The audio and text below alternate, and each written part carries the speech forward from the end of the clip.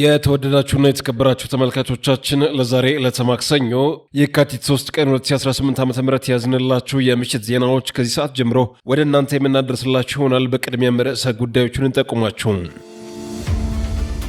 መንግስት 10 የሚሆኑ ጤና ተቋማት ላይ ሙሉ በሙሉ እንደዘጋቸው ኢትዮ ዲስኮርስ የደረሰው መረጃ ጠቆመ። በደራ ሐሙሲትና በአምባሰሜ መካከል በሚገኙ አካባቢዎች ላይ ትናንት አመሻሽ ጀምሮ ሙሉ ሌሊቱን ከባድ ውጊያ ሲካሄድ ማደሩ ተነገረ። አሳምነው ክፍለ ጦር ሁለተኛ ሻለቃ ራያ ቆቦ ጎቢ የከተማ በምሽት መከላከያ ላይ ጥቃት በመፈጸም ድል ማስመዝገቡ ተነገረ። እነዚህንና ሌሎች መረጃዎችን ይዘናል። አብራችሁን ቆዩ። መንግስት 10 የሚሆኑ ጤና ተቋማት ላይ ሙሉ በሙሉ እንደዘጋቸው ኢትዮ ዲስኮርስ የደረሰው መረጃ ጠቆመ።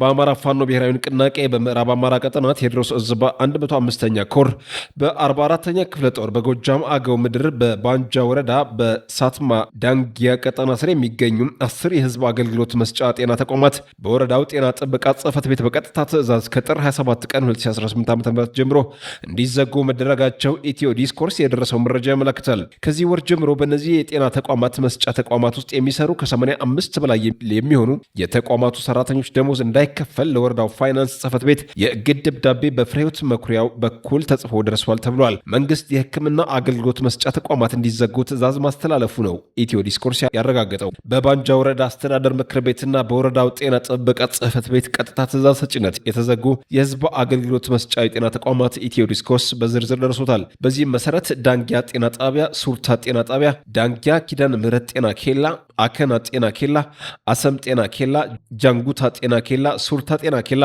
ጉርጃ ጤና ኬላ፣ ጋጋስታ ጤና ኬላና አተታ ጤና ኬላ ናቸው። እነዚህ ተቋማት ተዘግተው የህክምና አገልግሎት፣ የነፍሰ ጡር ክትትል አገልግሎት፣ የወሊድ አገልግሎትና የህፃናት የክትባት አገልግሎቶች እንዲቋረጡ ተደርጓል። በደራ ሐሙሲትና በአምባሰሜ መካከል በሚገኙ አካባቢዎች ላይ ከትናንት አመሻሽ ጀምሮ ሙሉ ሌሊቱን ከባድ ውጊያ ሲካሄድ ማደሩ ተነገረ። በዚህም በርካታ ያገዛዙ ወታደሮች ሲገደሉ 3 ወታደራዊ ተሽከርካሪዎች ከጫኑት ሬሽንና ወታደር መማረካቸውን ኢትዮ ዲስኮርስ ለማረጋገጥ ችሏል። ትንቅንቁ ዛሬ ከንጋት ጀምሮ እንደ አዲስ ተጧጡፎ መቀጠሉንም ተመላክቷል። አሳምነው ክፍለ ጦር ሁለተኛ ሻለቃ ራያ ቆቦ ጎቢ የከተማ በምሽት መከላከያ ላይ ጥቃት በመፈጸም ድል ማስመዝገቡ ተነገረ። አሳምነው ክፍለ ጦር ሁለተኛ ሻለቃ የተወሰኑ አባሎች ትናንት ምሽት 2 ሰዓት ላይ 4 ራያ ቆቦ ጎቢ የከተማ በመግባት የብልጽግና መከላከያ ሰራዊት ሻምበል አመራሩን ጨምሮ መሰዋታቸው ተነግሯል። ከዚህ ጋር ተያይዞም የፋኖ ምት መቋቋም ያቃተው የብልጽግና ገዛ ሰራዊት የበቀል አፈሙዙን ወደ ንጹህ በማዞር እዛው ጎቢ የከተማ ጦር መሳሪያ ያልታጠቀ ግለሰብ በግፍ መረሸኑንም የአይን እማኞች ለኢትዮ ዲስኮርስ ተናግረዋል። ንጹሃኖችን መግደል ያረካው ያገዛው ሰራዊት ግመልና በሬዎችን ጭምር በጥይት ደብድቦ መግደሉንም በዘገባው ተመላክቷል። የቤንሻንጉል ጉሙዝ ክልል ውስጥ የሱዳን ፈጥኖ ደራሽ ኃይል ስልጠና ካምፕ መግባቱን የሮይተርስ የምርመራ ዘገባ አሳየ።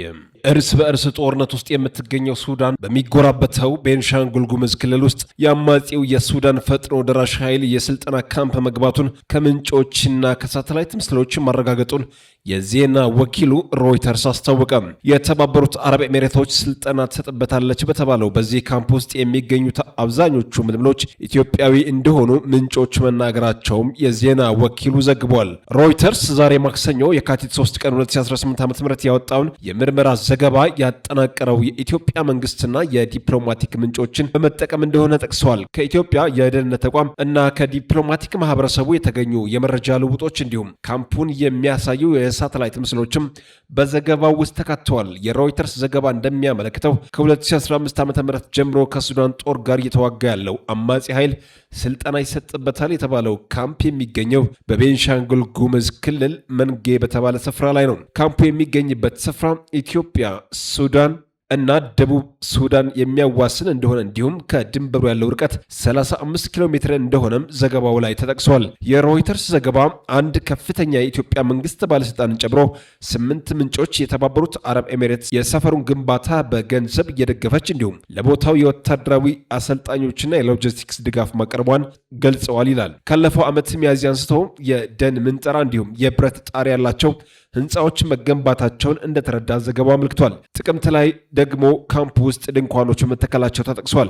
ህዳር ላይ የተነሱ የሳተላይት ምስሎች ላይ 640 ድንኳኖች መመልከቱን የጠቀሰው ሮይተርስ ካምፑ በአጠቃላይ 10,000 ተዋጊዎችን የመያዝ አቅም እንዳለው የሚያሳይ የዲፕሎማቲክ መልእክት ልውውጥ መመልከቱን ገልጿል። በርካታ ላንድ ክሮዘርና ከባድ ተሽከርካሪዎች እንዲሁም የሱዳን ፈጥኖ ደራሽ ኃይል አህዶች እንዲሁም የተባበሩት አረብ ኤሚሬቶች አሰልጣኞች ጥር ላይ ወደ ካምፑ መግባታቸውንም ይህ የዲፕሎማሲያዊ መልእክት ልውውጥን ጠቅሷል ተብሏል። ጥቅምት ላይ የኤሚሬትሱ የሎጂስቲክ ኩባንያ ጎርካ ግሩፕ አርማ ያለበት የጭነት መኪናዎች በአሶሳ ከተማ አድርገው ወደ ካምፑ ሲጓዙ መመለከታቸውን ሁለት ባለስልጣናት ገልጸዋል የሚለው ዘገባው ላይ ሰፍሯል። ህዳር ላይ ደግሞ አዲስ ምልምሎችን የያዙ 126 ተሽከርካሪዎች በቀናት ልዩነት ሲጓዙ የተመለከቱ ባለስልጣናት መናገሩን የዜና ወኪሉ ጠቅሷል። ተሽከርካሪዎቹ እያንዳንዳቸው ከ50 እስከ 60 ተዋጊዎችን ይዘው እንደነበርም ዘገባው ያመለክታል። በዚያው በህዳር ወር የተነሳ የሳተላይት ምስል ላይ ቢያንስ 18 ትልልቅ ተሽከርካሪዎች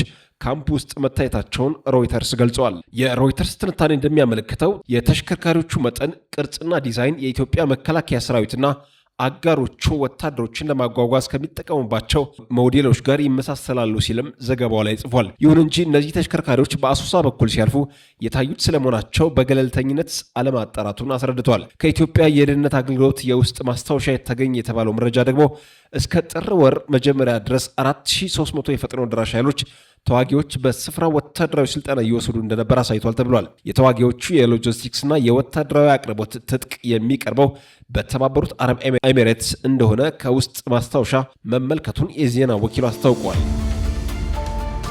ተመልካቾቻችን ለዛሬ ዕለተ ማክሰኞ የካቲት 3 ቀን 2018 ዓ.ም ያቀረብንላችሁ የምሽት ዜናዎች በዚህ ተቋጭተዋል። ከመሰናበታችን በፊት ርዕሰ ጉዳዮችን በድጋሚ እናስታውሳችሁ። መንግስት 10 የሚሆኑ ጤና ተቋማት ላይ ሙሉ በሙሉ እንደዘጋቸው ኢትዮ ዲስኮርስ የደረሰው መረጃ ጠቆመ። በደራ ሐሙሲትና በአምባሰሜ መካከል በሚገኙ አካባቢዎች ላይ ትናንት አመሻሽ ጀምሮ ሙሉ ሌሊቱን ከባድ ውጊያ ሲካሄድ ማደሩ ተነገረ። አሳምነው ክፍለ ጦር 2ኛ ሻለቃ ራያ ቆቦ ጎቢ ከተማ በምሽት መከላከያ ላይ ጥቃት በመፈጸም ድል ማስመዝገቡ ተነገረ።